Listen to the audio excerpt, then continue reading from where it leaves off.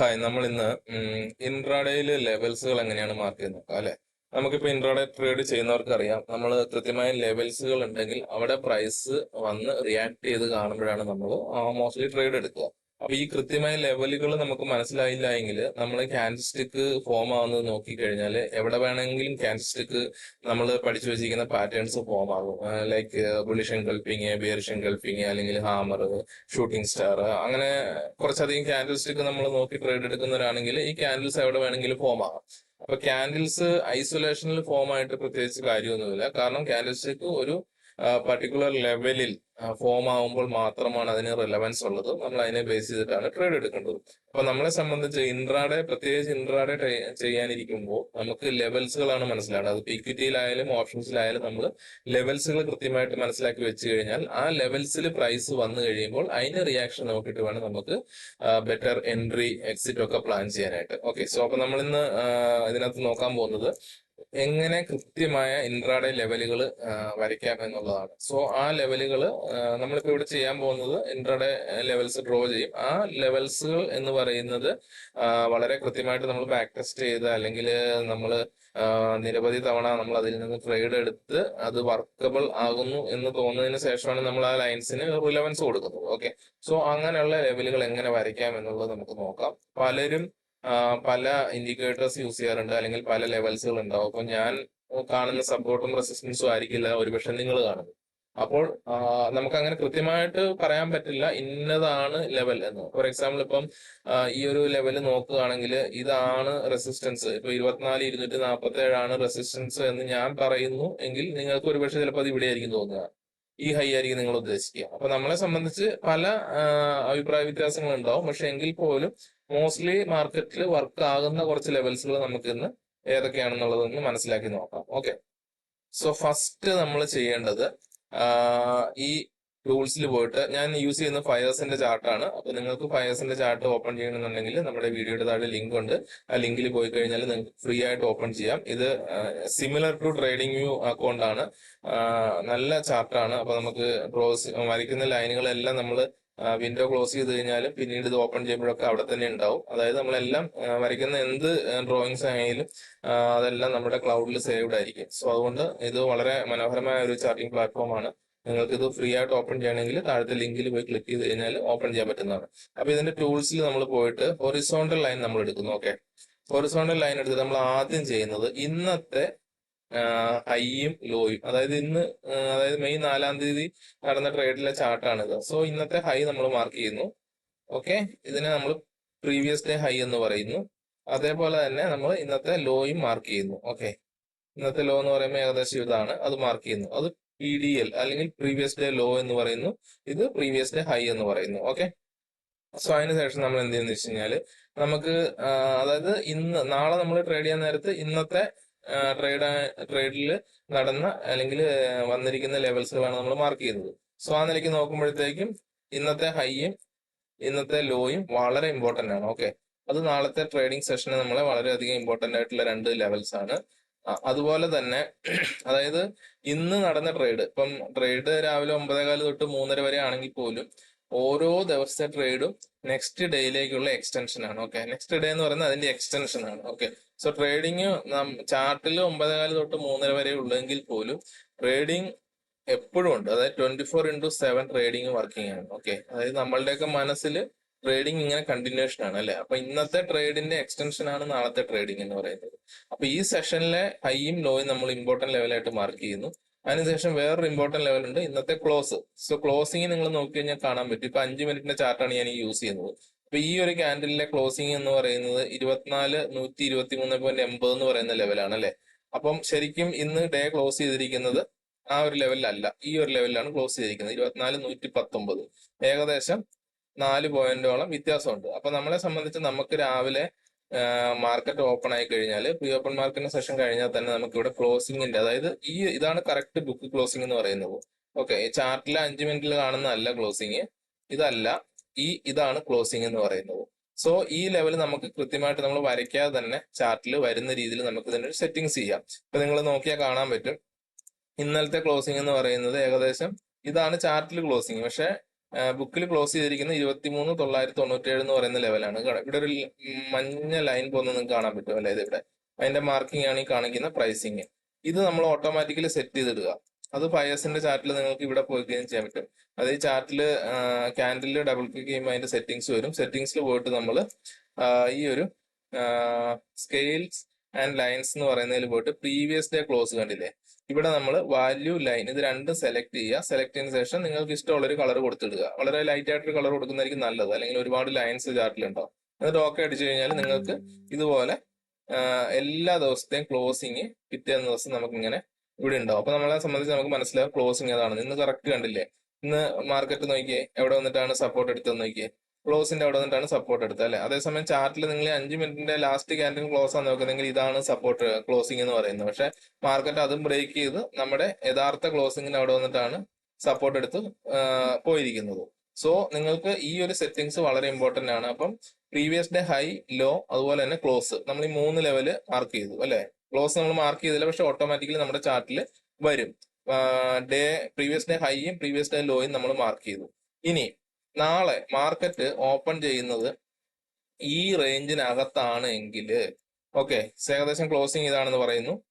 Market ഏകദേശം ഇവിടെ എവിടെയെങ്കിലും ഓപ്പൺ ആകുന്നതെങ്കിൽ ഇത് റെസിസ്റ്റൻസ് ആയിട്ടും ഇത് സപ്പോർട്ടായിട്ടുമാണ് ആക്ട് ചെയ്യുക അല്ലെ? പ്രീവിയസ് ഡേ ഹൈയും പ്രീവിയസ് ഡേ ലോയും ഫസ്റ്റ് സപ്പോർട്ടും റെസിസ്റ്റൻസും ആയിട്ട് ആക്ട് ചെയ്യും. ഓക്കെ, ഇനി ഇൻ കേസ് മാർക്കറ്റ് ഈ റേഞ്ചിന് മുകളിലായിട്ട് ഓപ്പൺ ചെയ്യുന്നെങ്കിലോ അല്ലെങ്കിൽ ഈ റേഞ്ചിന് താഴെയാണ് ഓപ്പൺ ചെയ്യുന്നതെങ്കിൽ നമ്മളെ സംബന്ധിച്ച് ഈ 2 ലെവല് എന്താവും? ഇതിന് മുകളിലാണ് ഓപ്പൺ ആകുന്നത്, പ്രൈസ് ഇവിടെ വന്നു കഴിഞ്ഞാൽ ഇത് സപ്പോർട്ടായിട്ട് ആക്റ്റീവ് അല്ലെ? റെസിസ്റ്റൻസ് സപ്പോർട്ടായിട്ട് മാറും. അതുപോലെ തന്നെ ഇവിടെ പ്രൈസ് താഴെ ഓപ്പൺ ആകുകയാണെങ്കിൽ ഇവിടെ റീടെസ്റ്റിന് വരുമ്പോഴത്തേക്കും ഈ സപ്പോർട്ട് എന്ന് പറയുന്നത് തിരിച്ച് റെസിസ്റ്റൻസ് ആയിട്ട് മാറും അല്ലെ? സപ്പോർട്ട് ടേൺഡ് റെസിസ്റ്റൻസ് അല്ലെങ്കിൽ റെസിസ്റ്റൻസ് ടേൺഡ് സപ്പോർട്ട് എന്ന് നമ്മൾ പറയും. അപ്പം അങ്ങനെയുള്ള കേസിൽ നമ്മൾ എന്ത് ചെയ്യും? നമുക്ക് വീണ്ടും ലെവൽസ് വേണം അല്ലെ? ഇവിടുന്ന് ഇപ്പം തിരിഞ്ഞ് ഉദാഹരണത്തിന് മാർക്കറ്റ് നാളെ മേളിലാണ് ഓപ്പൺ ചെയ്യുന്ന വെക്കുക. ഓപ്പൺ ചെയ്തു, കുറച്ചിങ്ങനെ മുകളിലോട്ട് പോയിട്ട് തിരിച്ചു വന്ന് റീടെസ്റ്റ് ചെയ്തു. ടെസ്റ്റ് ചെയ്ത് മാർക്കറ്റ് വീണ്ടും മുകളിലേക്ക് പോകണമെങ്കിൽ ഇത് സപ്പോർട്ടായിട്ട് ആക്ട് ചെയ്യും. അപ്പൊ നമ്മളെ സംബന്ധിച്ച് നമുക്ക് റെസിസ്റ്റൻസ് വേണ്ടേ അല്ലെ? ഒന്ന് നമ്മുടെ റെസിസ്റ്റൻസ് എന്ന് പറയുന്നത് ഇവിടെ ഒരുപക്ഷെ എത്ര ഹൈ പോയോ അതനുസരിച്ച് തിരിച്ചിവിടെ വന്നിട്ട് വീണ്ടും പോകുമ്പോൾ ഈ ഹൈ ആയിരിക്കും ഫസ്റ്റ് റെസിസ്റ്റൻസ് എന്ന് പറയുന്നത്. അതല്ല എങ്കിൽ നമുക്ക് റെസിസ്റ്റൻസ് വേണം എവിടെയാണ് അടുത്തത്? അപ്പൊ നമ്മൾ അതിന് മുമ്പോട്ടുള്ള സെഷൻ, അതായത് നമ്മൾ ലെഫ്റ്റിലേക്ക് ചാർട്ടിനെ നോക്കിയിട്ട്, അതായത് നമ്മുടെ ചാർട്ടിന്റെ ലെഫ്റ്റ് സൈഡ് നോക്കിയിട്ട് നമ്മൾ പുതിയ ലെവലുകൾ കണ്ടുപിടിച്ച് വെക്കണം. അത് ഒരുപാട് ഫാർ അവേ ഉള്ള ലെവലുകളൊന്നും വേണ്ട, തൊട്ട് അടുത്ത് നിൽക്കുന്ന ലെവലുകൾ നമ്മൾ നോക്കുമ്പോൾ നമുക്ക് ഈ ഒരു ലെവല് നമുക്ക് ഇവിടുന്ന് ഒരു സപ്ലൈ നടന്നായിട്ട് കാണാൻ പറ്റും അല്ലെ? ഈ ഒരു സപ്ലൈ സോൺ, അതായത് സിങ് ഹൈ എന്ന് പറയുന്ന ഈ ഒരു ലെവൽ നമ്മൾ മാർക്ക് ചെയ്യാം. ഓക്കെ, സിങ് ഹൈ എന്ന് പറയുന്ന ലെവൽ മാർക്ക് ചെയ്തു. അതിനുശേഷം നമ്മൾ ഇൻ കേസ് അതായത് തൊട്ടടുത്തായതുകൊണ്ട് നമ്മൾ ഒരു ലെവലും കൂടെ നമുക്കൊന്ന് മാർക്ക് ചെയ്യാം അല്ലെ? അതിനുശേഷം ഈ ഒരു ലെവല് നമുക്ക് ഒരു പ്രൈസ് ആക്ഷൻ നടന്നായിട്ട് കാണാൻ പറ്റും. അത് നമുക്ക് തൽക്കാലം മാർക്ക് ചെയ്ത് നോക്കാം, 24,450 എന്ന് പറയുന്നത്. അതേപോലെ തന്നെ താഴെയും നമുക്ക് ഒരു സിംഗ്ലോ, ഇവിടെ ഒരു സിംഗ്ലോ ഉണ്ട്. അതിനുശേഷം പിന്നെയുള്ള സിംഗ്ലോ എന്ന് പറയുന്നത് ഇതാണ്, ഇവിടെ മാർക്ക് ചെയ്ത് നോക്കാം. ഇത്തരം ലൈൻസ് നമുക്ക് മാർക്ക് ചെയ്ത് നോക്കാം. നാളെ എന്നിട്ട് ഈ ഒരു, അതായത് ഇവിടെ ക്ലോസും ഉണ്ടെന്ന് ഞാൻ പറഞ്ഞു കേട്ടോ, ക്ലോസും ഉണ്ടെന്ന് പറഞ്ഞു. 119 എന്ന് പറയുന്ന ലെവലാണ് മാർക്കറ്റ് ക്ലോസ് ചെയ്യുക. അപ്പൊ ഇത്രയും ലെവലുകൾ നമുക്ക് എന്തുണ്ട്? നാളത്തെ ട്രേഡിംഗ് സെഷനിലേക്ക് വേണ്ടി നമുക്ക് ഉണ്ട്. അപ്പൊ നാളെ പ്രൈസ് ഓപ്പൺ ചെയ്തിട്ട് ഈ ലെവലുകളിൽ വരുമ്പോൾ ഫോം ചെയ്യുന്ന ഒരു ക്യാൻഡിൽ സ്റ്റിക്ക് പാറ്റേൺ നോക്കിയിട്ട് നമുക്ക് ട്രേഡ് എടുക്കാം. അതോടൊപ്പം നമ്മൾ കറന്റ് ട്രെൻഡ് എന്താണ്, ഇൻട്രാഡേയിലെ ബൈയിങ്ങിന്റെ അല്ലെ ഫസ്റ്റ് ക്യാൻഡിലെ അല്ലെ ഫസ്റ്റ് 50 മിനിറ്റ്സിലേക്ക് പ്രൈസ് ആക്ഷൻ എന്താണെന്നും കൂടെ മനസ്സിലാക്കിയതിന് ശേഷം വേണം ഓരോ ലെവൽസും ബ്രേക്ക് ചെയ്യുമോ അല്ലെങ്കിൽ റിവേഴ്സിൽ വരാൻ സാധ്യതയുണ്ടോ എന്നുള്ളത് മനസ്സിലാക്കേണ്ടത്. ഓക്കെ, അപ്പൊ നല്ലൊരു ബുള്ളിഷ് മാർക്കറ്റിൽ ഇങ്ങനെ നിൽക്കുന്ന സ്ഥിതിക്ക്, ഇപ്പോൾ ഓൾറെഡി മാർക്കറ്റ് ഈ ഒരു ട്രെൻഡ് നോക്കുമ്പോൾ ബുള്ളിഷ് ആയിട്ടാണ് നിൽക്കുന്നത്. ഇന്ന് കുറച്ച് റേഞ്ച് ആയെങ്കിലും ഒരു ബുള്ളിഷ്നെസ് ആണ് ഉള്ളത് മാർക്കറ്റിൽ.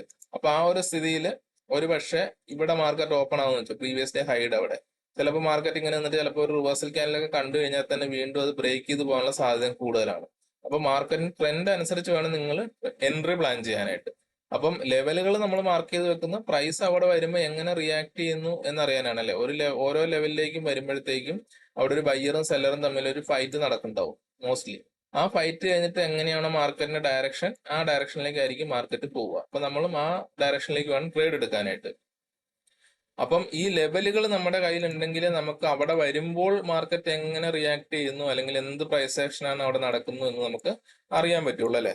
അപ്പൊ ഇങ്ങനെയാണ് നമ്മൾ ലെവലുകൾ മനസ്സിലാക്കേണ്ടത്. അതിനകത്ത് വേറൊരു കാര്യം കൂടി ശ്രദ്ധിക്കാനുള്ളത്, ഈ ഒരു പ്രീവിയസ് ഡേ ഹൈ എന്ന് പറയുന്നതും അല്ലെങ്കിൽ പ്രീവിയസ് ഡേ ലോ എന്ന് പറയുന്നത് നമ്മൾ റെഡും ഗ്രീനും കൊണ്ട് ചേഞ്ച് ചെയ്ത് വെക്കാം. കാരണം വെച്ച് കഴിഞ്ഞാൽ നമുക്ക് പെട്ടെന്ന് അറിയണം. ഇപ്പൊ കുറെ ബ്ലാക്ക് ലൈൻ കിടക്കുന്നത് നമുക്ക് ഇത് ഏതാണെന്നുള്ളത് പെട്ടെന്ന് കൺഫ്യൂഷൻ വരും. അപ്പം ഈ റെഡും ഈ ഗ്രീനും ആണ് ഇതിനകത്ത് ഇമ്പോർട്ടന്റ് ലൈൻസ് അല്ലെ. അപ്പൊ ഇത് റെസിസ്റ്റൻസ് ആണ്, ഇത് ഇമ്മീഡിയറ്റ് സപ്പോർട്ട് ആണെന്നുള്ളത് നമ്മൾ മനസ്സിലാക്കി വെക്കുക. അപ്പം ഇതിന്റെ എവിടെയാണോ മാർക്കറ്റ് ഓപ്പൺ ആകുന്നത് അതനുസരിച്ച് ഇതിന്റെ ഫോം മാറും. അതായത് ഞാൻ നേരത്തെ പറഞ്ഞു, മാർക്കറ്റ് ഇതിന് ഈ റേഞ്ചിന് അകത്താണ് ഓപ്പൺ ചെയ്യുന്നതെങ്കിൽ ഇത് റെസിസ്റ്റൻസ് ആയിട്ടും ഇത് സപ്പോർട്ടായിട്ടും വർക്ക് ചെയ്യും. ഇനി ഇൻ കേസ് ഇതിന്റെ മുകളിലാണ് ഓപ്പൺ ചെയ്യുന്നതെങ്കിൽ പോയിട്ട് തിരിച്ചു വന്നു കഴിഞ്ഞാൽ ഇത് സപ്പോർട്ടായി മാറും അല്ലെ.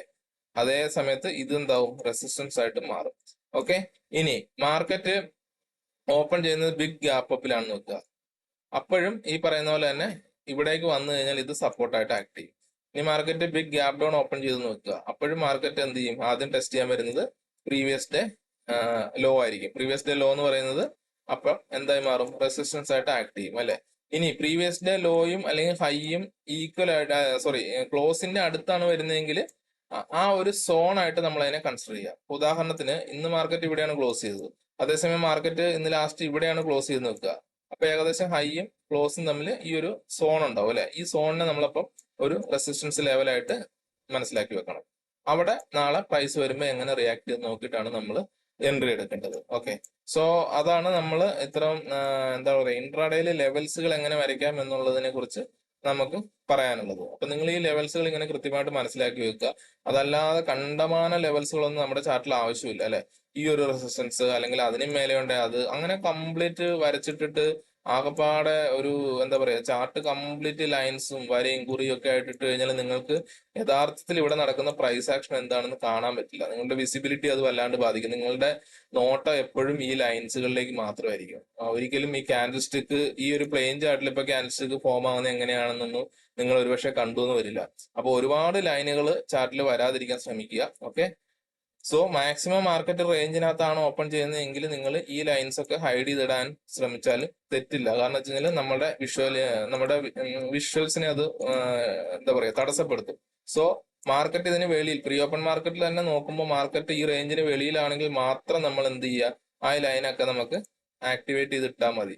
അല്ലാത്ത പക്ഷം അത്തരം ലൈനുകളൊക്കെ ഇവിടെ പോയിട്ട് നിങ്ങൾക്ക് ഹൈഡ് ചെയ്യാം. ഇനി നിങ്ങൾക്ക് ഈ പ്രീവിയസ് ഡേയും അല്ലെങ്കിൽ previous day high previous day low ഒക്കെ സെപ്പറേറ്റ് ഇവിടെ വേണമെങ്കിൽ റീനെയിം കൊടുത്തിടാം. ഓക്കെ, ഇങ്ങനെ കൊടുത്തിട്ട് റീനെയിം കൊടുത്ത് പ്രീവിയസ് ഡേ ഹൈ എന്നോ PDH എന്നോ അല്ലെങ്കിൽ PDL എന്നോ ഒക്കെ നിങ്ങൾക്ക് ചെയ്തിടാം. ഓക്കെ, ഇത്രയാണ് നമുക്ക് ഈ ലെവൽസിനെ കുറിച്ച് പറയാനുള്ളത്.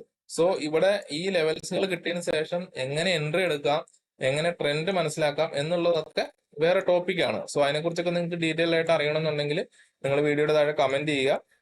അതുപോലെ തന്നെ നമ്മുടെ വാട്സപ്പ് ഗ്രൂപ്പിലും ടെലഗ്രാം ഗ്രൂപ്പിലൊക്കെ ജോയിൻ ചെയ്യാനുള്ള ലിങ്ക് ഞാൻ ഇവിടെ കൊടുക്കുന്നുണ്ട്. നിങ്ങൾക്ക് അവിടെയും ജോയിൻ ചെയ്യാം. നിങ്ങളുടെ ഡൗട്ട്സുകളും കാര്യങ്ങളൊക്കെ ഉണ്ട്, നമ്മളുമായിട്ട് ഡിസ്കസ് ചെയ്യാം, നമ്മളത് ആൻസർ ചെയ്യുന്നതായിരിക്കും.